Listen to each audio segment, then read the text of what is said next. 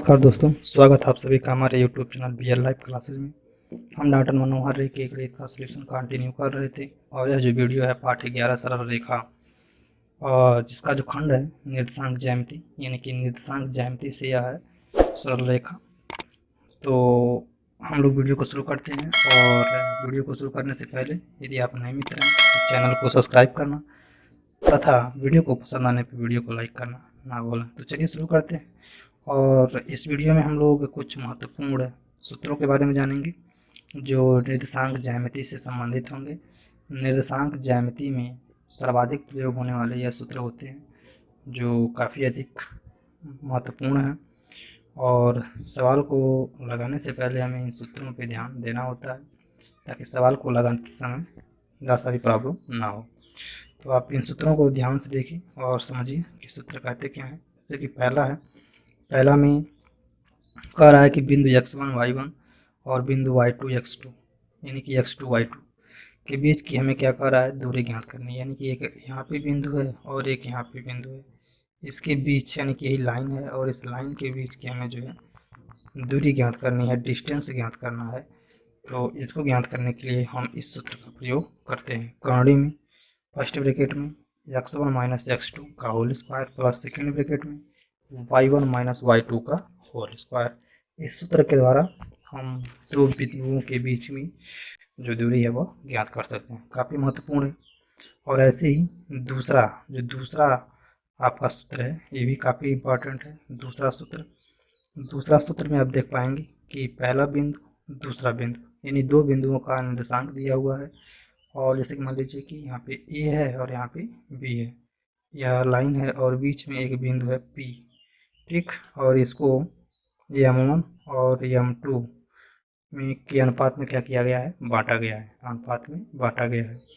तो अब अंततः यह हो गया। और मान लीजिए कि यहाँ पे A है और यहाँ पे B है और इससे बाहर जा रहा है, P यहाँ पे कहीं है, बाहर जा रहा है, तो उसे हम बोलते हैं बाह्य। तो दो बनता है, एक रेखा के अंदर और एक रेखा के बाहर। आया समझ में?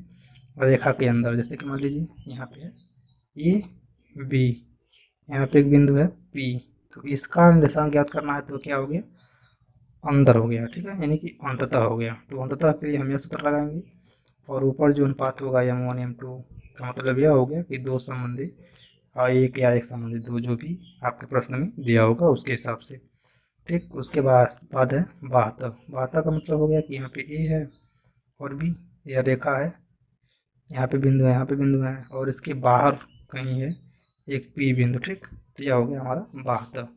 तो बाह्य में माइनस का प्रयोग करते हैं, अंतः में हम प्लस का प्रयोग करते हैं। तो यह भी सूत्र जो है दूसरा काफ़ी महत्वपूर्ण है। इसका प्रयोग बार बार होता है, अंततः बार बार होता है, बाह्य कुछ कम बार होता है। तो इसे हमें ध्यान से याद कर लेना है। अगला सूत्र देखते हैं, सूत्र नंबर तीसरा। तो तीसरा भी काफ़ी महत्वपूर्ण सूत्र है। यानी कि दो बिंदुएं हैं, निर्देशांक बिंदु, और कह रहे हैं कि मिलाने वाली सरल रेखा के मध्य बिंदु के निर्देशांक ये भी, इसका हमें मध्य बिंदु नहीं पता है, मान लीजिए P है, तो P का हमें निर्देशांक ज्ञात करने के लिए हम इस सूत्र का प्रयोग करते हैं, ठीक। मझोले ब्रैकेट में हाफ करके हम इस सूत्र का प्रयोग करते हैं। तो मझोले ब्रैकेट में 1/2 और छोटे ब्रैकेट में x1 प्लस x2 ब्रैकेट बंद। यानी कि पहला जो है x, जैसे कि निर्देशांक लिखते हैं हम लोग कोई भी, तो इसमें x का y होता है, तो एक x के लिए और एक y के लिए, ठीक। हाफ करके हम यहाँ पे इस प्रकार से प्रयोग करते हैं सूत्र का, ठीक। क्या ज्ञात करने के लिए, मध्य बिंदु ज्ञात करने के लिए, ठीक है। तो इसको भी आपको याद करना है, काफ़ी इंपॉर्टेंट है तीसरा, ठीक। आगे बढ़ते हैं चौथा की तरफ। चौथा कह रहा है कि किसी त्रिभुज के निर्देशांक के जो शीर्ष के निर्देशांक हैं वो दिए हुए हैं। तो त्रिभुज ऐसे ही होता है, एक A, यहाँ पे B और यहाँ पे C। तो निर्देशांक जब 3 है तो 3 निर्देशांक होंगे और इन निर्देशांकों का जो केंद्रक होगा, यानी बीच की जो केंद्र होंगी उसका जो निर्देशांक है, केंद्रक का, त्रिभुज के केंद्रक का निर्देशांक बताइए, तब हम इस सूत्र का प्रयोग करते हैं। तो एक के लिए x आएगा और दूसरे के लिए y। तो क्योंकि कोई भी निर्देशांक मान लीजिए P है तो इसके लिए x और y का प्रयोग इस निर्देशांक ज्यामिति में किया जाता है। ठीक है, आप कक्षा 9 में इसका अध्ययन किए होंगे, तो इस सूत्र का हम लोग इसमें प्रयोग करेंगे। तो बढ़ते हैं अगले सूत्र पे, क्वेश्चन नंबर 5। तो 5 भी है और 5 काफ़ी महत्वपूर्ण है। ठीक है, यह कह रहा है कि त्रिभुज का क्या करना है हमें, क्षेत्रफल।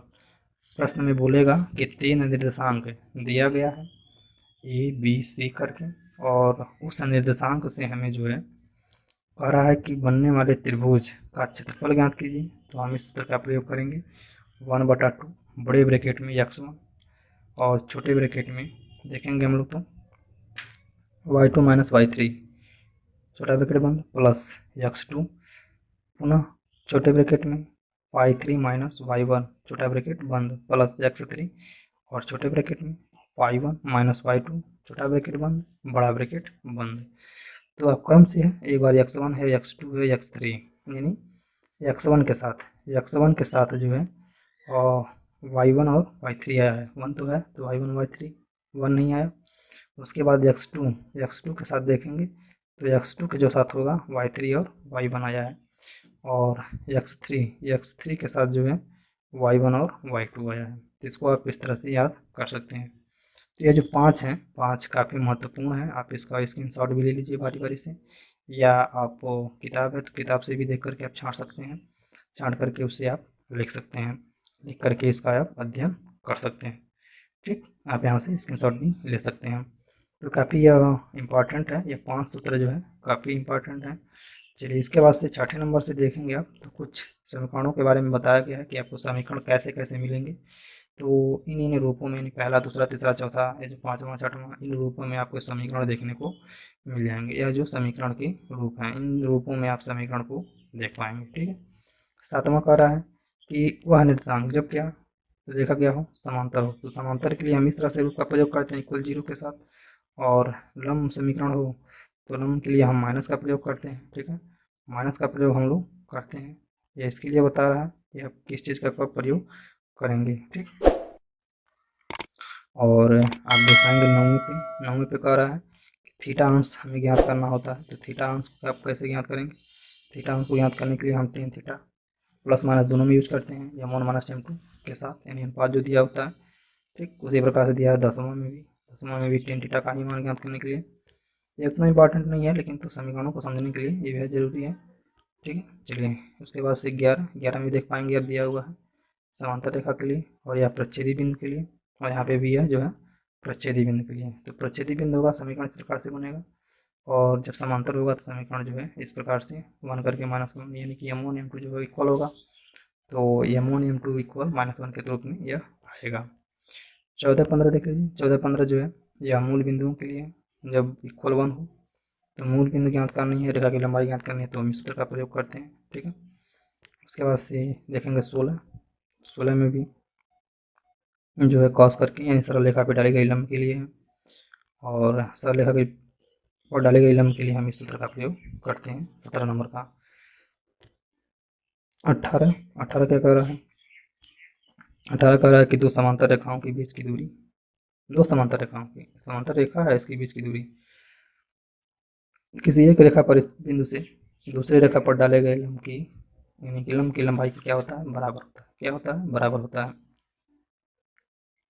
19 बिंदु से दो समांतर रेखाओं पर डाले गए लंब की लंबाई का अंतर या योग रेखाओं के बीच की दूरी की क्या होता है, बराबर होता है। नमस्कार दोस्तों, स्वागत आप सभी का हमारे YouTube channel BL live classes में।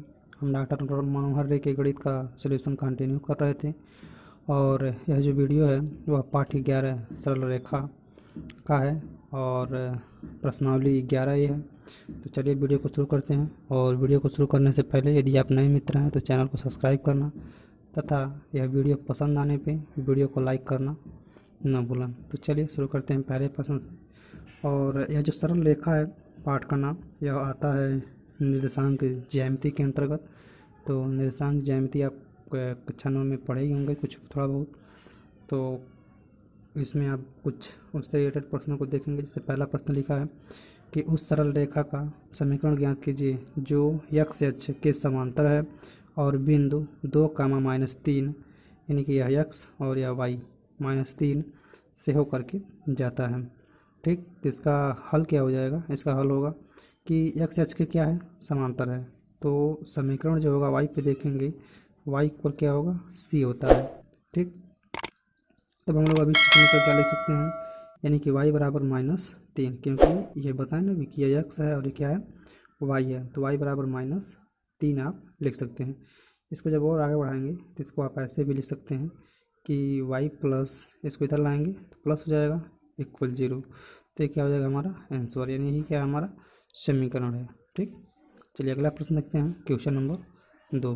क्वेश्चन नंबर 2 कह रहा है कि बिंदु 3, 4 से होकर जाने वाली अक्षों के समांतर, ये भी समांतर ही कह रहा है कि रेखाओं के समीकरण ज्ञात कीजिए और इन रेखाओं से 8 इकाई की दूरी पर और इनके समांतर रेखा के समीकरण ज्ञात कीजिए। तो 8 इकाई की दूरी पर इन समांतर रेखाओं का हमें दूरी ज्ञात करना है। तो चलिए देखते हैं इसका हल। तो इसका हल आप देखेंगे यहाँ से, यानी कि एक्स अक्ष के समांतर कहा है खींचने के लिए, जैसे पहले वाले में कहा था तो सिंपल था, या थोड़ा सा उससे बड़ा है। तो समीकरण हमारा हो जाएगा पी, मान लेते हैं पी है तो 3 और 4, क्योंकि प्रश्न में दिया ही था 3 और 4। तो 3 जो है एक्स है और 4 जो है वाई है। तो हम देखेंगे वाई बराबर क्या हो जाएगा, 4। वाई बराबर जो है 4 हो जाएगा। तो हमारा अक्ष जो है इस प्रकार से जो है बनेगा, यानी कि यह जो है एक्स अक्ष होगा, ऊपर जो है वाई अक्ष। ठीक है। और इससे जो है 8 की दूरी पर, तो हम जो है इसका निर्देशांक यदि बनाते हैं यहाँ से, तो इससे जो है 8 की यह जो दूरी हम लेते हैं, यह दूरी हमारा रहेगा कितने का, 8 इकाई का, 8 इकाई का रहेगा। और यही जो बिंदु मानते हैं क्या होगा हमारा पी यानी कि 3, 4 हम यहाँ पे ले लेते हैं। यह जो बिंदु है वो हमारा पी रहेगा। ठीक। नीचे की जो इकाई होगी वह पूरा का पूरा कितना होगी, 4, और यह जो इकाई होगी वो होगी पूरा का पूरा कितना, 3। ठीक। इस प्रकार से, और यह जो है हमारा ओ है, ओ से हम यहाँ पे चलेंगे तो इसका नाम रख लेते हैं, यानी कि A1 और B1। ठीक है। और यह हमारा ए है और बी है। तो यहाँ से 8 इकाई की दूरी पर इन्होंने कहा था। चलिए इसके बाद ये फिगर हमारा इस प्रकार से हो जाएगा। ठीक। तो फिगर के बाद हम देख सकते हैं कि वाई अक्ष के समांतर रेखा का समीकरण जो है पी 3, 4 से होकर के जाती है। तो आप देखेंगे कि 3, 4 से होकर के क्या हो रही है, जा रही है, यानी कि ए भी जो रेखा है यहाँ पे, ए भी जो रेखा है इसका जो एक्स अक्ष के समांतर देखेंगे 8 इकाई की दूरी पे, तो A1 और B1 तथा A2 और B2 को मतलब हम यहाँ पे एक नीचे भी इस प्रकार से बना सकते हैं। यह हमारा जो होगा A2 होगा और यह हमारा जो होगा B2 होगा। इसकी भी दूरी हमें कितनी लेनी है, 8 इकाई। ठीक है। ये भी जो दूरी होगा हमारा 8 इकाई का ही होगा। तो इसका समीकरण जब देखेंगे तो वाई अक्ष पे क्या होगा, वाई अक्ष पे 4 और 4 में क्या होगा, ये 8 जुट जाएगा, कितना हो जाएगा, 12। ठीक। यानी वाई का मान जो होगा 12 हो जाएगा। और प्लस में, और जब माइनस में देखेंगे तो 8 में 4 घटेगा तो कितना बचेगा, -4। यानी कि हम समीकरण हमारा बनेगा वाई प्लस 4 बराबर क्या हो जाएगा, 0।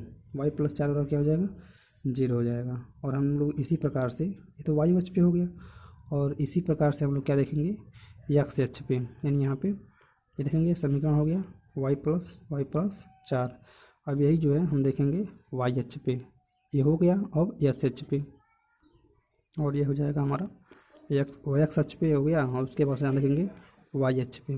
तो एक्स अक्ष पे ये तो हो गया, वाई अक्ष पे, वाई अक्ष के समांतर रेखा को, तो एक्स के साथ चलेंगे ऊपर से वहाँ पे चलेंगे तो 3 और 8 होगा। तो 3 और 8 को जोड़ेंगे तो कितना हो जाएगा, 11। और 3 में 4 घटाएंगे कितना हो जाएगा, -5। तो अब -5 को एक्स के इक्वल करेंगे तो पंचांतर करने पे, मतलब एक्स बराबर -5 लिखें, इसको पंचांतर करने पे, यानी कि एक्स प्लस 5 इक्वल 0। तो ये क्या हो जाएगा हमारा समीकरण। यानी कि अतः हम क्या कर सकते हैं, अतः हम यहाँ पे लिख सकते हैं कि एक्स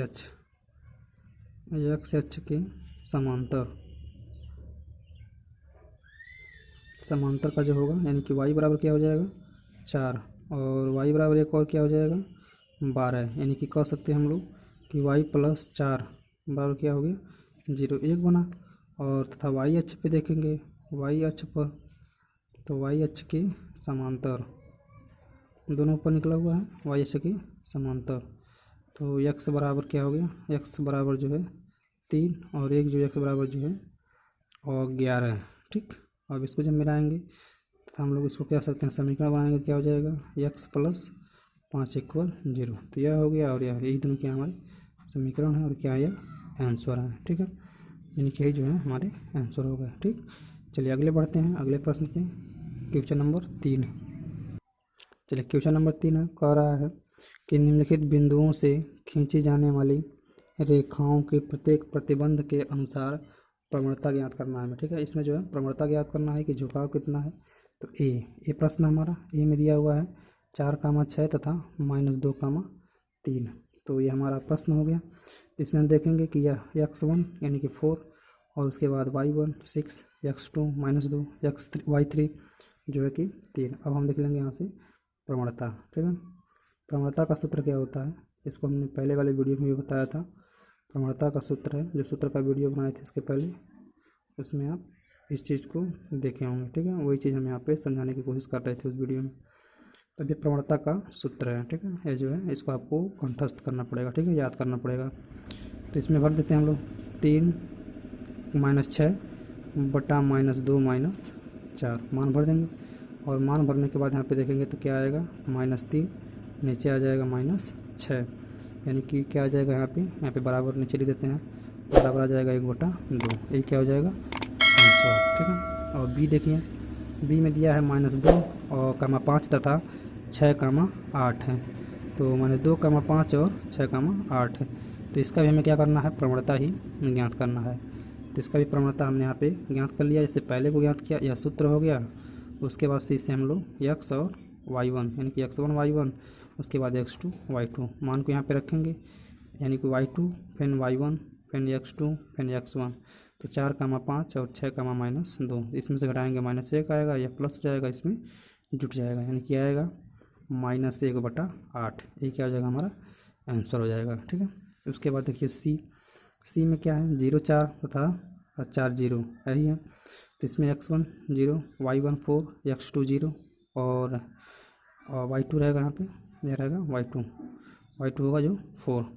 उसके बाद सूत्र में रख लेंगे 0 - 4 और 4 - 0। तो -4/4 हो जाएगा, 4 से 4 कट जाएगा, क्या बचेगा -1। ये क्या हो जाएगा, हमारा आंसर हो जाएगा। ठीक है, अगला देखिए इसका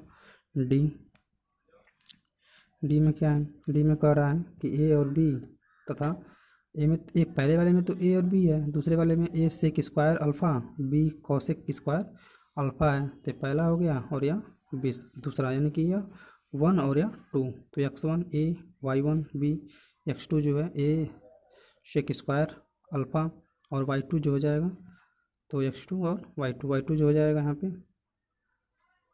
और बी कॉसेक अल्फ़ा। हाँ, इसमें जो है यह एक्स ही रहेगा, क्योंकि आगे पीछे लिखा गया है, वाई को हमने पहले लिख दिया है, एक्स को हमने बाद में लिख दिया है। कोई बात नहीं, आगे पीछे आप यहाँ से कर सकते हैं। कॉसेक स्क्वायर अल्फ़ा यह होगा प्रवणता का सूत्र। प्रवणता के सूत्र में यहाँ पर रख दिया गया y2 का मान, y1 का मान, x2 का मान, x1 का मान। उसके बाद से इसमें क्या किया गया है, b कामन लिया गया है। यहाँ से b कामन लेंगे, b निकल जाएगा, कॉसेक स्क्वायर अल्फ़ा बचेगा, यहाँ पे 1 बचेगा। और यहाँ से जो है a कामन ले लिया गया है, तो सेक स्क्वायर अल्फ़ा बचेगा और -1 बचेगा। तो अब इसको हम लिख सकते हैं क्या, कॉट। ठीक है, यानी इसको आप लिख सकते हैं कॉट, नीचे वाले को लिख सकते हैं 10। तो दोनों को जब लिखेंगे एक साथ करके, तो इसको हम लोग क्या लिख सकते हैं, कॉट। यानी कि इसको बगल में जब लिखेंगे तो ऐसे यहाँ पे समझिए, जैसे कि हम 10 को लिख सकते हैं 1/10। ठीक है, बगल हटाएंगे तो, और यहाँ पे मान लीजिए कॉट है, ये है कॉट स्क्वायर अल्फ़ा है, तो गुणे है बीच का संबंध, तो इसको भी हम लोग क्या लिख सकते हैं, कॉट लिख सकते हैं। 10 को भी, यानी 10 को भी हम कॉट स्क्वायर अल्फ़ा लिख सकते हैं। तो यहाँ से कॉट स्क्वायर अल्फ़ा कर दिया गया है और इनको मिला करके 4 कर दिया गया है। तो 1/b यानी कि b/1 a कॉट पे 4 घात अल्फ़ा, ये क्या हो जाएगा, हमारा आंसर हो जाएगा। चलिए बढ़ते हैं अगले प्रश्न पे। चलिए क्वेश्चन नंबर 4 है, कह रहा है कि निम्नलिखित प्रतिबंधों के अनुसार रेखा द्वारा धन x अक्ष के कोण बनाती है तथा y अक्ष पर काटे अंतःखंडों की माप बताइए। तो दो चीज़ बताना है, एक तो बताना है कोण और अंतःखंड। ठीक है, दो चीज़ बताना है कि कोण कितने अंश का बना रहा है और अंतःखंड जो है कितने का बना रहा है। जैसे कि दिया है पहला में दिया है क्या, कहानी में 3y = 3x + 7। ठीक, तो इसका हम पहले जब ज्ञात करेंगे क्या, पहले तो कोण ज्ञात कर लेते हैं। ठीक है, तो कोण ज्ञात करेंगे इसको, तो हमें सूत्र पे, यानी कि y के लिए जो सूत्र होता है इसमें देखेंगे आप, यदि y के पक्ष में लिखें तो हम 3 को इन दोनों की तरफ पंचांतर कर सकते हैं। 3 तो यहीं रहेगा, कौणिम 3 यहाँ आ जाएगा, पुनः 7 बटा कौणिम 3 दोनों में चला आएगा, बटे करेंगे तो उसके बाद से y का मान इसका परिमेय किया गया है, यानी कि 3 कौणी में 3 गुणे कौणी में 3 बटा कौणी में 3, ठीक है। तो अब यह क्या हो जाएगा, 3 कौणी में 3 हो गया और यह जो है 3 हो गया, कट गया, यहाँ पे 3 केवल कौणी में बच गया, तो वही लिखा गया यहाँ पे +7 बटा कौणी में 3। अब यह जो होता है यानी कि कोण के लिए हमारा सूत्र होता है, इसको भी हम पहले वाले वीडियो में बताए थे, ठीक है। यहाँ पर भी आप इसको याद कर लेते हैं, कर लीजिए। जब कोण ज्ञात करना हो तो y बराबर हम जब ज्ञात करते हैं तो tan theta into x plus c से क्या करते हैं, तुलना करते हैं, और tan का मान ही हमारा कोण होता है। तो थीटा का मान आप देखेंगे तो ये हमें कौणिम 3 यानी कि यही जो है इसके साथ बैठ रहा है, यह क्या हो जाएगा हमारा c का मान, यह जो है प्लस के साथ c का मान, और यक्स तो इसमें ये है, और यह कौणिम 3 जो है tan थीटा के लिए, यानी tan थीटा वाला कितना हो गया कौणिम 3। तो कौणिम में 3 tan थीटा कितने अंश का मान होता है, 60 अंश का। हम इसको त्रिकोणमिति में इसके पहले आपको बताए थे, त्रिकोणमिति का चैप्टर यदि आप नहीं देखे हैं तो डिस्क्रिप्शन में आपको वीडियो का लिंक मिल जाएगा, आप उसमें जाकर के इसको देख लीजिए। तो थीटा का मान हो गया 60 अंश, ठीक। उसके बाद से सी, तो सी का मान यहाँ सी, यह जो सी है यानी कि 7 बटा कौणी में 3। तो कोण आ गया हमारा, कोण पूछा था प्रश्न में हमारे, कोण पूछा था और अंतः यानी काटे गए अंतःखंड की माप पूछा था। तो y एक्स अक्ष पे जो कोण हो गया 60 अंश, y अक्ष पे जो कटा हुआ अंतःखंड हो गया वह हमारा हो गया 7 कौणी में 3 का। तो क्या हो गया, आंसर हो गया, ठीक है। ऐसे जो है सारे सवाल को इसमें करना है। तो चलिए फटाफट जल्दी जल्दी देख लेते हैं। बी देखते हैं, बी दिया हुआ y प्लस कौणी में 3 x माइनस 5। तो हम यहाँ पर भी y का मान निकालेंगे पंचांतर करके, ठीक है। तो हमने इसको पंचांतर करके इस तरफ कर दिया, माइनस कौणी 3 x प्लस 5, यह y का मान हो गया। अब इसको हमने इस सूत्र के द्वारा इस साथ तुलना करेंगे, तुलना करने पे देखेंगे कि tan थीटा का मान जो है माइनस कौणी में 3 यहाँ पे, ठीक, और c का मान जो है 5। तो माइनस कौणी 3, माइनस का हम मान नहीं लेते हैं, कभी भी माइनस नहीं लेंगे, ठीक है। क्या लेंगे, प्लस लेंगे। तो कौणी 3 का मान जो होता है और माइनस में देखेंगे तो वह जाता है हमारा कितना, 120 अंश, ठीक। तो थीटा का मान कितना हो गया, 120 अंश हो गया, और c का मान जो हो गया 5 अंश, 5। तो कोण हमारा 120 अंश, अंतःखंड जो हो गया 5 इकाई, ठीक। ऐसे ही सी सेम टू सेम, कोई अंतर नहीं है, सेम टू सेम प्रश्न है। y का मान यहाँ पे दिया ही गया है, कुछ करना ही नहीं है इसमें, डायरेक्ट क्या करना है, तुलना करना है सूत्र से। ये हमारा सूत्र है, इसे तुलना करेंगे। तो tan का मान जो है इससे क्या मिलेगा, 1, x के पास 1 है, छुपा है, दिख नहीं रहा है। तो tan 45 अंश का मान कितना होता है, 1 होता है। c का मान 7 दिया गया है, तो ये हमारा हो गया कोण जो हो गया 45 अंश, अंतःखंड जो हो गया 7 इकाई, ठीक। बिल्कुल आसान है, ठीक। चलिए अगले प्रश्न पे पढ़ते हैं, क्वेश्चन नंबर 5। क्वेश्चन नंबर 5 आपको यहाँ से दिख रहा होगा, कह रहा है कि मूल बिंदुओं से होकर जाने वाले उन रेखाखंडों के समीकरण ज्ञात कीजिए जो धन x अक्ष से निम्नलिखित अंतःकोण अंतरित करते हैं। यानी कि मतलब हमें समीकरण ज्ञात करना है, ठीक है। जैसे कि यहाँ पे समीकरण दिया था, हमने कोण ज्ञात किया, और यहाँ पे क्या है कि कोण दिया है, समीकरण ज्ञात करना उल्टा, ठीक है। 45 अंश 135 60 tan थीटा बराबर 10 माइनस 1 सही 2/3 0 अंश 120 अंश, ठीक है। तो चलिए देखते हैं इसका हल। चलिए यहाँ से जो है इसको हम लोग देखेंगे, तो इसका हल है मूल बिंदु से होकर जाने वाली तथा धन x अक्ष के समांतर जो थीटा कोण बनाती है रेखा का जो समीकरण होता है, समीकरण इसके पहले भी आप देखें हैं कि y बराबर tan थीटा इंटू एक्स होता ही है, ठीक है। तो अब इसमें जो है हमें, क्योंकि केवल इसमें खंड नहीं पूछना है, खंड कहता तो हम प्लस c लिखते हैं, लेकिन तो खंड नहीं है इसमें, केवल कोण के बारे में प्रश्न हमारे कहा गया था। तो पहले तो है ए में है थीटा बराबर 45 अंश, समीकरण हमारा यही है, यानी कि ये हमारा सूत्र है। तो इसमें जब भरेंगे, इस सूत्र में भरेंगे थीटा का मान तो 45 अंश, यानी y का मान कितना आ गया, y का मान कितना आ गया, थीटा का मान कितना आ गया 45 अंश। तो थीटा का मान 45 अंश हो गया, तो ये हमारा क्या हो गया, आंसर हो गया, ठीक है। ये जो हमारा हो गया आंसर हो गया कि थीटा का मान कितना आ गया 45 अंश, ठीक। तो अब समीकरण, यही समीकरण है, ये समीकरण है, इससे क्या हो गया, जांच हो गया, मतलब कि थीटा का मान 45 अंश आ रहा है, और ये क्या हमारा समीकरण है, ठीक। ये इसका हल हो गया ए का। उसके बाद इसी तरह से बी को देखिए, पी में जैसे कि मान लीजिए दिया है थीटा बराबर कितना 135 अंश, समीकरण जानना था तो थीटा की जगह पे क्या करना है 35 भर देना है। यहाँ पे देखेंगे ना कि माइनस में आ जाएगा वाई बराबर का मान, वाई का मान जो है यहाँ पे माइनस में रहेगा, और यह जो देखेंगे यानी कि एक्स प्लस वाई बराबर क्या हो जाएगा 0, एक्स प्लस वाई बराबर क्या हो जाएगा 0, तो यह हो जाएगा हमारा आंसर। ठीक, तो यह हो गया इसका समीकरण। मतलब कि 135 अंश का मान जाएंगे तो -1 होता है, तो -1 यहाँ पे गुणा कराएंगे तो -x हो जाएगा। ठीक है, तो इसमें जो है समीकरण हमारा यह है, यानी कि समीकरण यहाँ लिख दे रहे हैं y बराबर x, ऐसे भी आप इसको आंसर में यही दिया होगा। ठीक है, और यह जो होगा y प्लस ए तो हो गया। उसके बाद से c का आ रहा थीटा बराबर 60 अंश, समीकरण लिखेंगे रेखा का समीकरण y बराबर 10 60 अंश इंटू एक्स, तो 60 अंश का मान कितना होता है करोड़ीन 3 इंटू एक्स है, तो इसमें x यानी कि y का मान क्या होता है इतना हो गया। अब इसको और शुद्ध लिखेंगे, शुद्ध क्या लिखना है ऐसे ही रहने दीजिए। ठीक है, ये क्या हमारा समीकरण हो गया आंसर। ठीक है, और देखिए डी, देखिए डी में क्या दिया हुआ था, डी में आपका दिया हुआ था 10 थीटा बराबर 10 माइनस 1 सही 2/3। ठीक है, अब क्या लिखेंगे हम लोग रेखा का समीकरण, रेखा का समीकरण हर बार मान लीजिए लिखने की जरूरत तो है नहीं, चलिए लिख देते हैं यहाँ पे समीकरण y बराबर 10 थीटा इंटू एक्स, यह हो गया। तब y बराबर जब लिखेंगे यहाँ पे तो y का मान, अब यह 10 थीटा इंटू 1 होता किसका है, तो y का मान जब लिखेंगे आप इसमें 10 थीटा बराबर, यानी कि 10 थीटा बराबर लिख सकते हैं 2/3 एक्स। जब इसको आप सही में करके लिखेंगे तो माइनस है तो क्या हो जाएगा, यह पलट जाएगा, ऊपर का नीचे हो जाता है। ठीक, इतना हो जाएगा x के साथ। जब y बराबर लिखेंगे यहाँ से y बराबर लिखेंगे तो यही रन देते हैं, इसमें कुछ करने की ज़रूरत नहीं है। ठीक है, तो y बराबर हमारा ये हो गया समीकरण y बराबर 2/3 एक्स। ठीक है, ये क्या हो जाएगा हमारा आंसर हो जाएगा। ठीक है, ठीक है, ऐसे या इसको ऐसे भी लिख सकते हैं कि 3 को इधर भेज दें, ये हो गया 3y बराबर इसका कर देंगे तो 2y, ये भी हो जाएगा। ठीक है, यही हमारा आंसर हो जाएगा। इसको भी लिख सकते हैं, वही y हम यहाँ पे लिख रहे थे तो यहाँ पे लिख देते हैं, मतलब 3 को इधर भेज सकते हैं, आप ऐसे भी इसको छोड़ सकते हैं। ठीक है, कोई कठिन सा नहीं है। चलिए अब इसके बाद थीटा बराबर क्या था 0 अंश, थीटा बराबर था 0 अंश। ठीक, तो अब थीटा बराबर 0 अंश है ही है उसमें रेखा का समीकरण, रेखा का समीकरण, रेखा का समीकरण लिखेंगे, समीकरण हर बार वही रहेगा y बराबर 10 थीटा इंटू एक्स। ठीक, तो y बराबर 10 थीटा, तो 10 थीटा का मान कितना है 0 इंटू एक्स, तब y में जब 0 देंगे तो क्या हो जाएगा y बराबर क्या हो जाएगा 0, बस यही क्या हो गया समीकरण हो जाएगा। भाई एक्स पूरा होगा 0 हो जाएगा ना हमारा, तो y बराबर 0 हो जाएगा।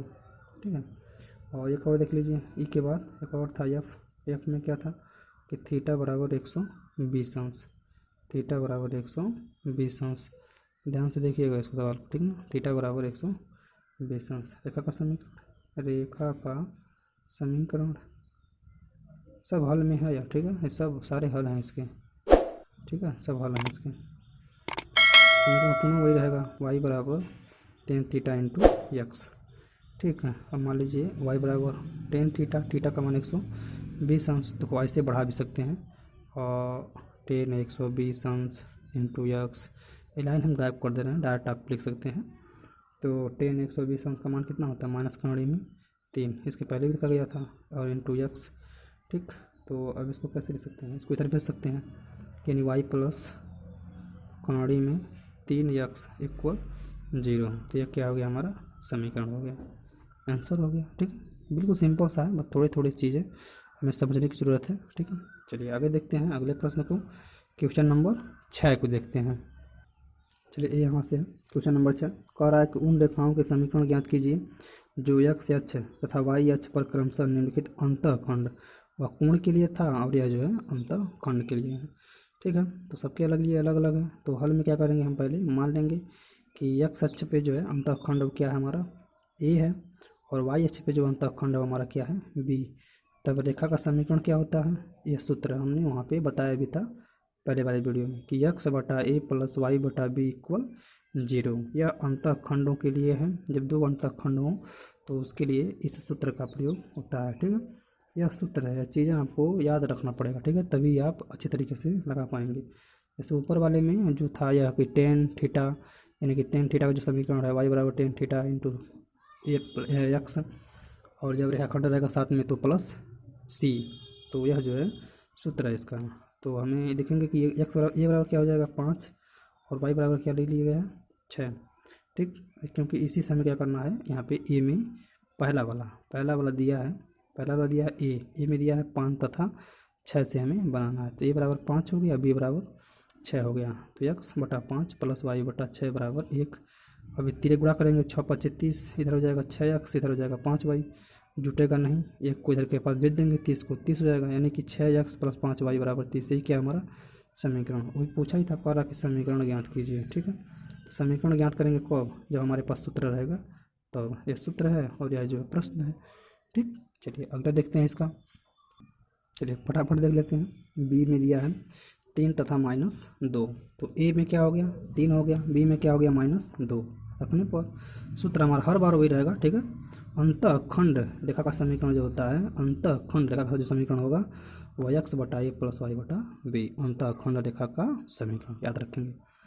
-3 -2 गुणा करेंगे इसका नीचे, यहाँ पे तो चिन्ह है माइनस हो जाएगा, और गुणा करेंगे 2 3 6, इसमें करेंगे 2x, इसमें करेंगे 3y, और 6 को इधर भेजेंगे तो माइनस करेंगे, मतलब 6 कम में 6, तो यह माइनस है, नहीं कि 3y माइनस में, तो 2x - 3y बराबर 6, ये क्या हो जाएगा हमारा समीकरण हो जाएगा, ठीक है। अगला देखते हैं सी, ऐसे हमें फटाफट देख लेना है, बेहद आसान है। सी देखिए, सी में कह रहा है -4 तथा -3, तो ए पे क्या हो गया -4, बी पे क्या हो गया -3, समीकरण हमारा वही है, समीकरण हमारा यही है, सूत्र हमारा यही है।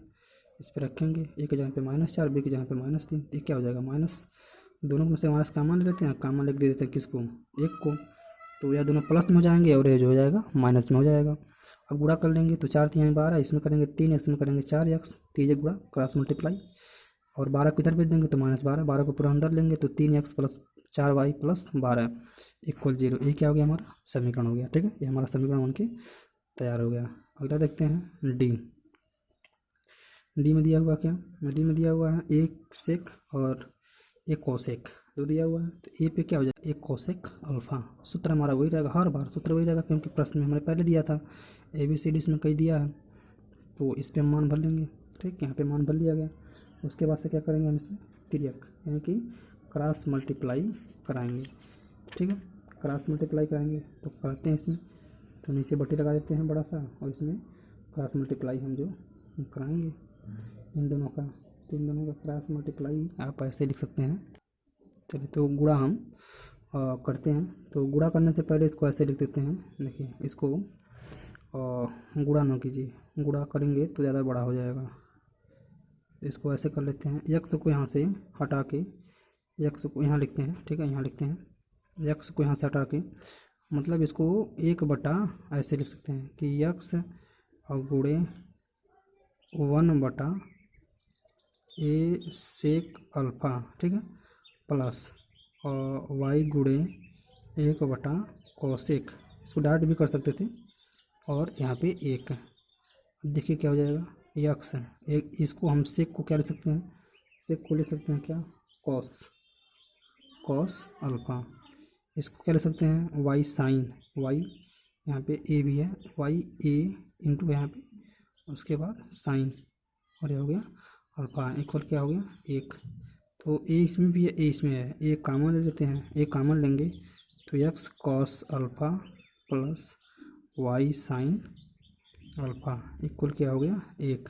अब 1 को इसमें इसके पास भी देते हैं, तो गुणे में है, तो क्या हो जाएगा, मतलब गुणे में है तो यहाँ पे बटे में हो जाएगा, इसको हम लोग इधर भेजते हैं, तो यहाँ पे गुणे में नहीं, इसको हम लोग ऐसे 1 बटे के रूप में यहाँ पे 1 को ऐसे छोड़ देते हैं, 1 को 1 बटे के रूप में यहाँ से 1 को 1 बटे के रूप में ही निकाल लेते हैं। अब जो है इसको यहाँ से एक गुणे के चिन्ह है, इसमें बीच में सारे गुणे हैं, ठीक है।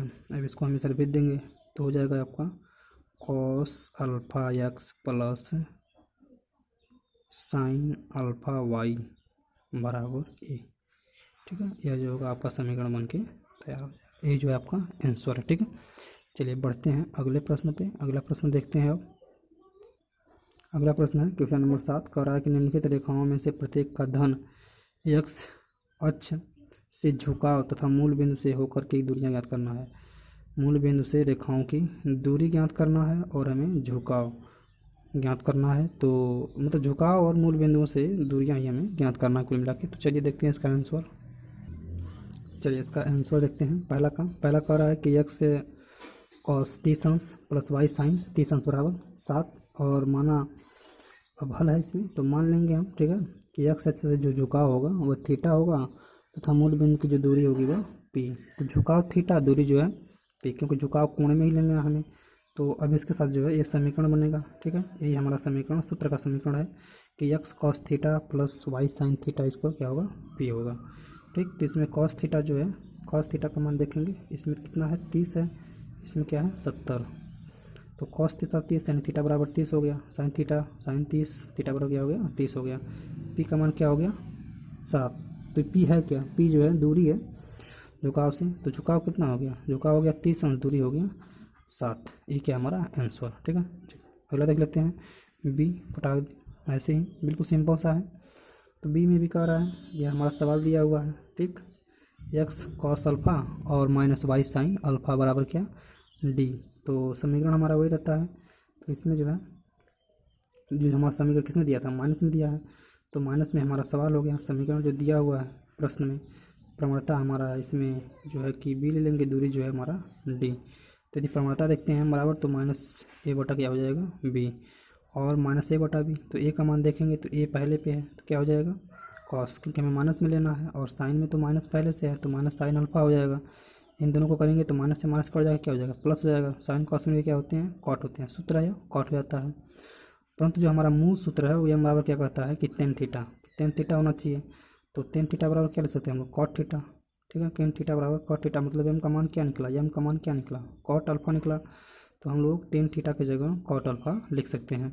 और हम लोग टेन थीटा को क्या कर सकते हैं, कॉट अल्फा को तोड़ेंगे किस में, कि टेन इसको लिख सकते हैं हम लोग क्या, कि कॉट 90 माइनस अल्फा। यह भी क्या है सूत्र है, यह जो है सूत्र है, यह आपस में एक सूत्र है कि हम लोग टेन थीटा बराबर कॉट अल्फा की जगह, यानी इसके जगह हम इतना बड़ा लिख सकते हैं। यानी थीटा का मान कितना हो गया, इसमें थीटा का मान कितना हो गया 90 माइनस अल्फा।